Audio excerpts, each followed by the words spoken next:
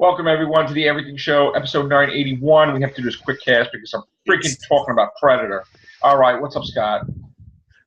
Basically, we all have totally agreed that if there's a sequel to Predator, Arnold should come back and kick some major ass. What's up, Chris? Hey, what's up, everybody? Come on! I'm here! Like, seriously? Who gives a shit? I would trade in that whole effing cast that he's got, right? He's got all these divergent people, and this one's a tech guy, and this one's a comedian, and this one's a child, and this one's a soldier, and it's just they're on Seth Green. I'm sorry. They're on a bus, and they're all like, "Oh, we're part of like cornballs. We're all a Predator crew." Oh, screw that. Fire them all and get freaking Arnold Schwarzenegger back. Get some unknowns, and let's go. Yes. Let's go pay Arnold Schwarzenegger whatever. Dude, here's my wallet. Like, seriously. I don't give a shit if he's 60. I don't give a shit if he's 70. He don't need to, like, freaking run around and jump into dirt. He could be screaming. He could have a whole team that he trains. I would have him be, like, the head army guy, right? And all these people are his men, his school. He trained all these people for the day to come when the Predator comes back. Somehow they learned there was another Predator out there. Yeah. Either due to what happened in the second movie, which opened it up, or something else is going on, and it's like, okay, I remember this when blah blah blah. Right. And because this one pretty much knifed everybody I know, I'm going to recruit these individuals, and then boom. Right. I would have it where at the end of the Predator movie, he became where he wanted to be the best of the best of the best of the best, right? Where he became the top military guy, and then he became filthy effing rich. We could have his own schools and everything.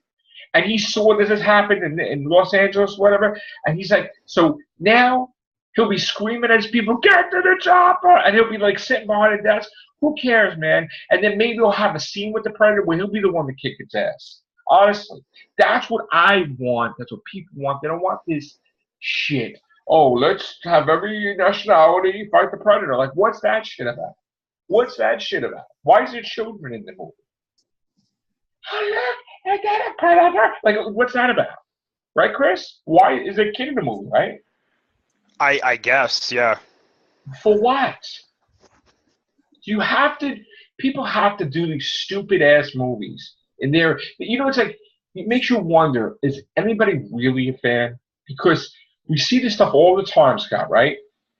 Where like people are like, growing up, I've been, whatever. And then we get the line at the writer's room, wouldn't it be cool? And, no! Wouldn't it be cool if the alien... That's when you're wanting the Predator to walk inside the writer's room and go...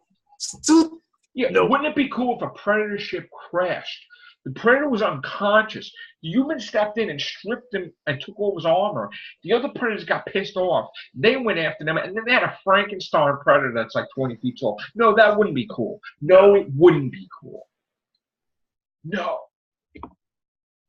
Just say no. No. No. The dumbest shit I've ever heard. Right, Chris? Do you agree with me? I mean, I do to a point, because this is the thing. I don't want to throw out like, oh, this is gonna suck before we see anything about it. I know, all right, yeah. No. It's just we don't know what we're looking at yet. We could see the trailer next week and it could be amazing. I'm not buying no Predator action figures. I'm sorry. Well, wait, hold on. Let me finish. Like, right. If we, let's hypothetically say that, the movie is not great and, it's not received well. What I was saying before is I don't know why they couldn't just make a movie that's a sequel to Predator 2 with Arnold in it. And the way, personally, I would like to see it would be, after the events of Predator and Predator 2 and even Predators, to a point. You have Arnold Schwarzenegger's character, he's retired from the military, it's been so long. And then, the military realizes that, these creatures are coming back to Earth. They're abducting people like we saw in Predators. You know, they're hunting people, and you know they feel like that. You know, they have evidence that there's one or two somewhere in America. They can't handle it. You know, maybe some of their best men have been killed. Time. So they go to Schwarzenegger's character and they're like, "You dealt with this before. You know, we need you to help." And at first he's reluctant because he's like, you know, I barely got out the first time. And you can tell that he's got little psych problems too because right. What he and then, you know, eventually he does go and help them. And of course you introduce some new younger characters to you know, go to that demographic. But I would also say make it rated R. You know, there's no reason that this movie can't be rated R. And what I would say too is you have the Predators. They're the general Predators that we know, but you give them some new technology. You make their masks look different. You make their weapons a bit worse. You know, and you introduce new things, but you respect the source material and you go with that. This new Predator, if the rumors that we heard were true, is kind of going off the rails for me a little bit. Like AVP. But even AVP though. Well, they had AVP regular Predators. Like AVP2 was bloody. AVP2 was I mean, I didn't really like AVPR, but I know. You know, I do agree with you though. I don't understand. The studios have to know that Schwarzenegger is a beloved character from that movie. No, they don't know. Why not put him in there? They don't know shit. Because they're trying to put butts in the seats, and they know if it's an R movie, they're not going to get as many butts in the seats. But I'm sorry, there's certain movies that work better as R. Well, I want to say something. Deadpool disproves that, though. I know, Logan disproves that. I want to say something really scary. They aired the Stephen Colbert Ripley alien thing, right? Right? You saw that, Chris, or no? I heard about it. I didn't see it. There was like no reaction because these people like never seen effing Alien or Aliens or anything. It was like this generation had no clue what was going on. Well, that's the thing. And I'm like, what? That's the thing because you and this is something that we say all the time. They're not making these movies for us. They're making it for a new audience. Right. So like Scott said, I can't believe that people have not like there wasn't that many chuckles in the audience like, oh my God, whatever, no screaming or nothing. It was like they didn't see it, and how could they not see it? Do they not? Well, you want to know why? Movies? You want to know why? No, but why? This is why. The younger moviegoers now look at a movie like Alien, like Predator, and they look at that and they go, that's fake. That's boring. That's not action-packed. You know, enough. That's true, because I try to get the kids to watch stuff. That's why they make movies PG-13, like Scott said. They make them without the old characters. They make them reboots, whether they're complete reboots or soft reboots, and because they want a new generation of fans. And they're not wrong for doing it. They're not wrong because I'm not saying they're wrong. They're not. But they're at the same time they're alienating their audience. However, but this is my thing, and this is the argument I will always make. You can do everything that I just said, everything that we said, but you can still incorporate stuff from the old movies like Star Wars did. Right. That's what was the problem with Ghostbusters. Kick anybody's ass. That was the problem with Ghostbusters. That's the problem with this Predator. You see, Alien is doing it right because they're setting up prequels that lead into the movie, so you get the new audience. I don't agree with the Ghostbusters thing because there could always be different team members. Yeah, but they didn't incorporate the old source material. Is what I'm saying. They didn't want to do it.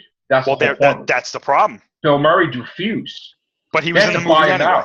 Yeah, but they had to buy him out, and then he's friends with Melissa McCarthy and all them, so he's like, all right. Well, again, I still consider that a problem with Ghostbusters. Even if he wasn't in it, they could have had some other people in it. But, you know, this is the problem. And again, though, they are in this to get, like Scott said, they're in this to get people in those theaters, and they know that in the next 10 years, they're going to have this new audience hooked. Well, they already got him hooked. I can tell you right now, I'm seeing reactions of people like, "Oh my God, that's the greatest thing I've ever seen." I'm like, "The face hugger you're talking about coming out of the egg?" I'm like, "How many times did we see that?" I was like, "Oh, they did. They really did." And I guess it's all the movie channels too that just not showing them because that's weird. I'm just weirded out. I'm like, oh, this is, you know. It is unfortunate, but it's a different generation of audience because the audience back then, when you first saw Alien, it was like, oh my gosh. When you first saw Predator, it was like, oh my gosh. Now it's like, oh, those are boring. We didn't have YouTube with people making fan-made videos too. So I must be just a 2005-year-old Time Lord. I don't know. But just looking like a 20-year-old. No. I don't know. All right. I guess. You know what I would have done back in the day after like Predator 2? I would have had like Arnold Schwarzenegger just like go having a battle with like a Predator and like be a third one and be like, you know, Dutch's Revenge or something. And then like he goes into space, whatever, and they both go into cryogenic freeze. So you could do a thing where it could team him up with Ripley. Because I would love for them to have Arnold Ripley took place a little bit further in the future. Well, that's what I said, cryogenic freeze, and wake up hundreds of years into the future, and he can be battling the Predator and the aliens. That would be great. But of course, nobody does stuff like that. Well, you've got. I'm sure you know of all the.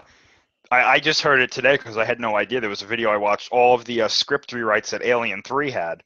Oh God, that was so bad. I remember. There was like 100 different scripts. They wound up. They just lost so much money.